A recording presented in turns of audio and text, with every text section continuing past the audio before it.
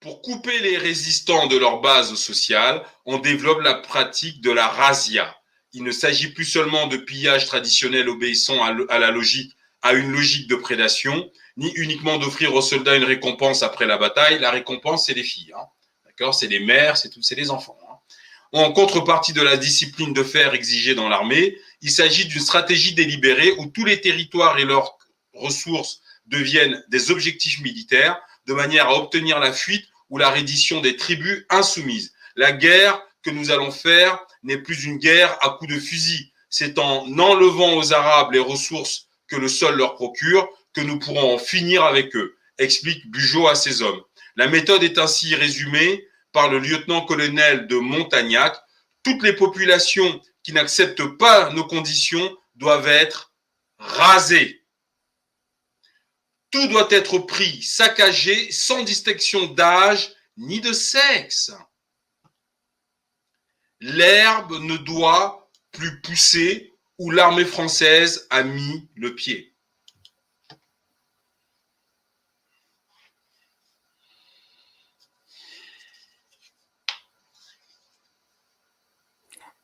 On sait ce que ça veut dire. Bon. En avril 1942, Saint-Arnaud rapporte dans sa correspondance « Le pays des Beni Ménacers est superbe et l'un des plus riches que j'ai vus en Afrique. Nous avons tout brûlé, tout détruit. Et encore, on ravage, on pille, on détruit les moissons et les arbres. Les pratiques d'exception utilisées pendant les razzias, mutilation, décapitation à but de profanation, trophées humains, chapelets d'oreilles, viols systématiques, meurtres d'enfants, etc.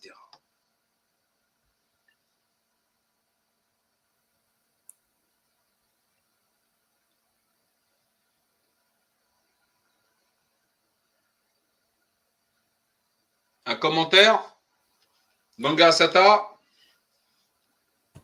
C'est atroce, ça, c'est atroce, c'est à la limite barbare. Bon, d'un côté aussi, nous ne sommes pas étonnés. C'est vraiment très, très sauvage. Hein. Ça me fait penser au livre, un livre que j'ai lu là, La férocité blanche.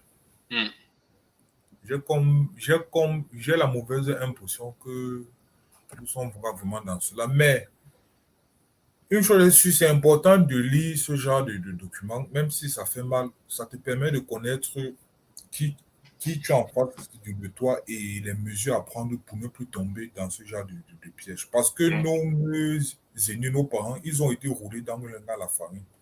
Ils ont rendu un service à un pays, ils ont libéré un pays. Mais en retour, qu'est-ce qu'ils ont eu comme prime? Rien du tout. Donc en fait, là, c'est ça.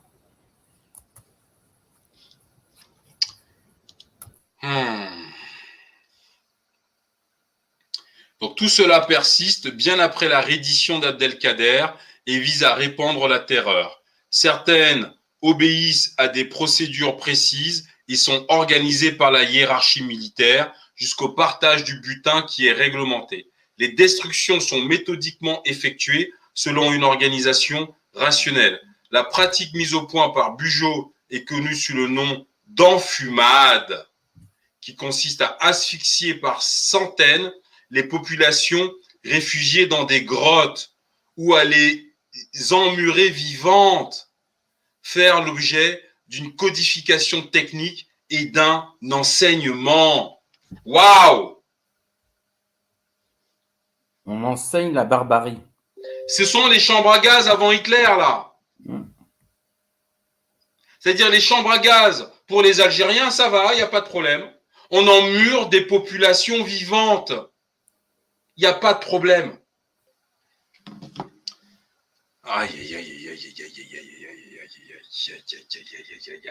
aïe, aïe, aïe, aïe. Waouh! Waouh!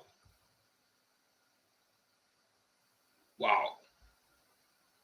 On a emmuré des mères de famille, des enfants vivants. On a asphyxié des populations civiles qui n'étaient même pas armées. C'est gratuit, là.